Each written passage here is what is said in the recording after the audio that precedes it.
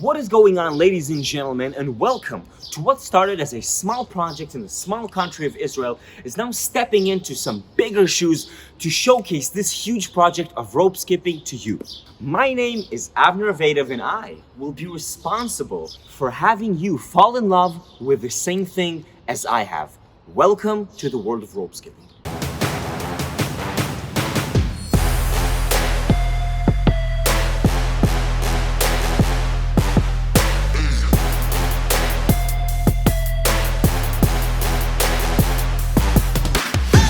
Let us start off with the fundamentals. Today we'll be going over 7 things that each and every one of you must know before you guys start rope skipping. Let's jump right into it. Yeah, pun intended. Our first tenet or fundamental is going to be, how do we even measure the rope? How do we know for sure that the rope length fits our body style? Okay, what we're gonna do is we're gonna grab the rope, open it up, okay? We're gonna spread up the rope, put it on the ground, take one foot and place it right in the middle. Once we've placed our foot in the middle of the rope, we're going to stretch the handles up until the point where they should reach the bottom limit of our shoulders and the upper limit of our armpits. Okay, so just like that, this is the limit that they should reach. Now let's talk about what we do if the rope is a little bit too short or if the rope is a little bit too long. So let's start off with the easy part, which is what do we do when the rope is too short? Basically nothing. We take the rope, we drop it back like into the garbage, we give it to our kids because we can't really do anything with it unless we're gonna attach some special silicone things. Anyway, it's too complicated. Just throw it in the trash can, go get yourself a new one. Which brings me to the second part. What do we do when the rope length is too long for us? So how do we know when it's too long? It's when the handles are, for instance, right here, okay? They go above the shoulders. This should never happen because this is gonna make you jump very uncomfortably and you're gonna trip a lot, okay? So what do? We basically have a few methods to deal with it. First of all, which is my favorite method, we have the knot method. And what is the knot method? We're going to take the rope and we're gonna create some knots. Now, when you create the knots, I'd like you to create them right next to the handle itself. You cannot create the knots in the middle of the rope because of the simple fact that, imagine, okay, once you spin a rope, while you have a knot in the middle of it, it's going to trip the ground and it's gonna drag on the ground while you try and skip it. And this is the perfect recipe for tripping over your rope, ladies and gentlemen, okay? So we're gonna make our knots very close to the handle. How are we gonna do it? We're gonna do this, just like I said, a little sort of flip the rope over itself. Then we're gonna grab the handle and put it inside the loop that we made. And voila, we have a knot. This was the first way of shortening the rope. There's also another way.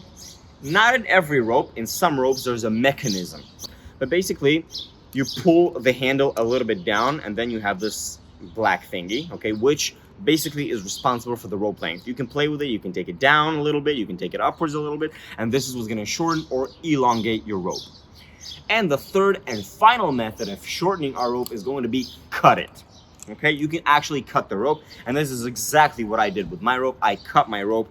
I definitely do not recommend cutting the rope to anyone who just picked up this beautiful accessory, okay? You need to first get used to the length of the rope, and then once you're perfectly certain that you have the correct rope length, this is the point where you can take your scissors and cut it.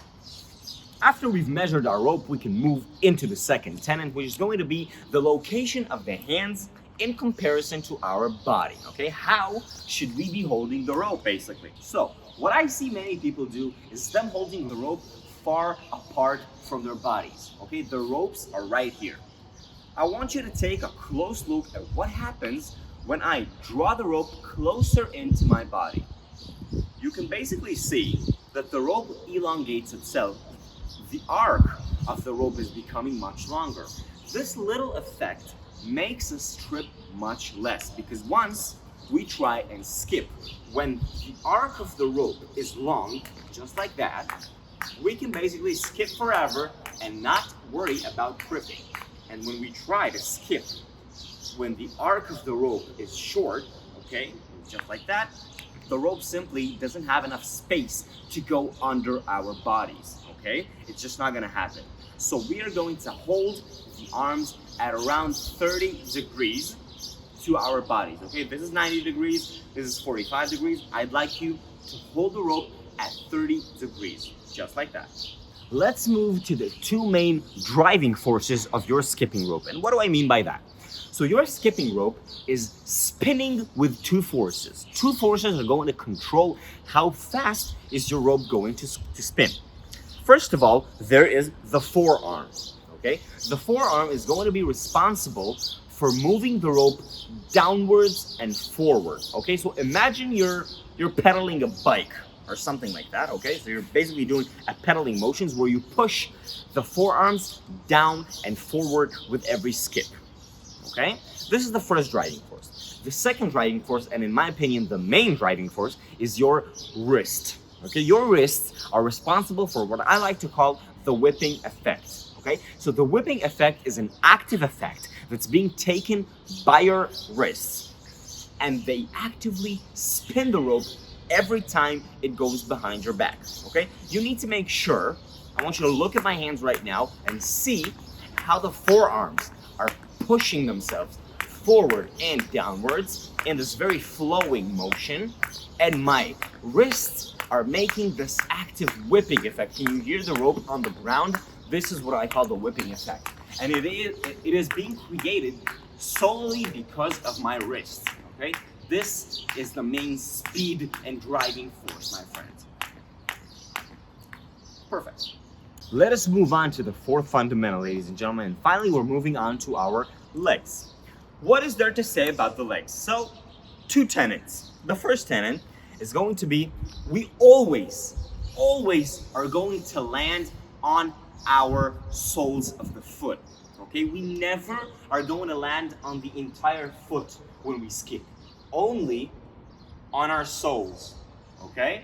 So when I skip, this is what it's going to look like. At any point, I will not put my entire foot on the ground. I will only skip on the soles of my feet, okay? Just like a ballerina is dancing and trying to do points with her legs. This is what it's going to look like. Now, why do we do it? So basically, we do not want to drop our entire foot on the ground because it creates pressure on the knees, okay? Imagine when you do this, okay?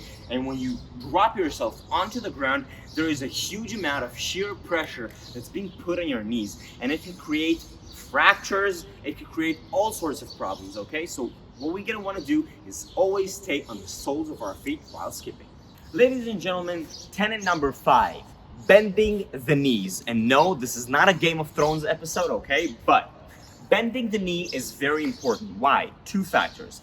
The first factor is because, once again, it's gonna keep our knees safe, okay?